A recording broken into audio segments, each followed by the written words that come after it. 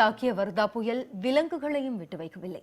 இயற்கையின் சீற்றத்தால் தங்கள் இருப்பிடங்களை இழந்த பறவைகளின் துயரை விவரிக்கிறது இந்த செய்தி தொகுப்பு. புயல் வரப்போகிறது, அனைவரும் பாதுகாப்பான இடத்திற்கு சென்று விடுங்கள் என்ற எச்சரிக்கை மனித உயிர்களை காத்தது. ஆனால் வீசிய புயலில் விலங்குகள் அழிந்தது பலருடைய கவனத்தை பெறவில்லை. சுமார் 47 பப்பீஸ் ரெஸ்கியூ பண்ணியிருக்கோம். 23-25 கிட்டன்ஸ் ரெஸ்கியூ பண்ணியிருக்கோம். ஒரு 13 நாய்ங்க ரெஸ்கியூ பண்ணியிருக்கோம். ஒரு 5 மாடும் கண்ணுக்குட்டி ரெஸ்கியூ பண்ணியிருக்கோம். அதே மாதிரி இன்றைக்கும் போஸ்ட் சைக்ளோன் நிறைய மிருகம் பறவைங்கள்லாம் நிறைய ரெஸ்கியூ பண்ணியிருக்கோம். மற்றதையும் சேர்த்து பப்ளிக் கூட இன்றைக்கி நிறைய பப்பீஸு கிட்டன்ஸு எல்லாம் காப்பாற்றி அவங்களே கொண்டு ஒப்படைச்சிருக்காங்க. ஏராளமான மரங்கள் வேரோடு சாய்ந்ததால் பறவைகள் தங்கள் இருப்பிடங்களை ஒரே நாளில் இழந்து தவிக்கின்றன. ஒரு சில தன்னார்வலர்கள் கண்ணில் பட்ட பறவைகளை மட்டுமே மீட்டிருக்கின்றனர். ஸ்ட்ரீட்ல பேர்டு வந்தது.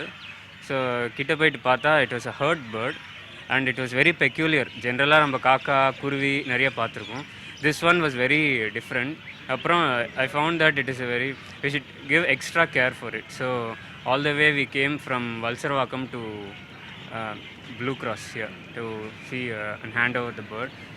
அடைக்கலம் கிடைக்காத பறவைகள் சேதமடைந்த தங்களின் கூடுகளின் முன் வந்து கூக்குரலிட்டு செல்கின்றன. மரம் மேலே விழுந்ததால் காயமடைந்துள்ள இந்த மாடு மீண்டும் குணமடைய சில வாரங்களாகும். நாய்கள் பொதுவாக ஆபத்துகளில் இருந்து தப்பித்துக் கொள்ளும் என்றாலும் வர்தா புயலில் சிக்கி அவையும் உயிரிழந்துள்ளன.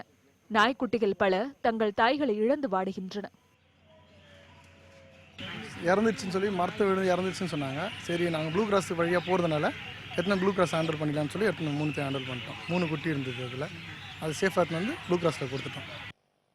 மனிதன் வாழ நம்மை சுற்றியுள்ள விலங்குகள் ஏதோ ஒரு வகையில் உதவி கொண்டுதான் இருக்கின்றன. இந்த பூ உலகில் வாழும் உயரிய விலங்கு என்ற வகையில் மனிதனுக்கு மற்ற உயிரினங்களை பாதுகாக்கும் பொறுப்பும் உள்ளது.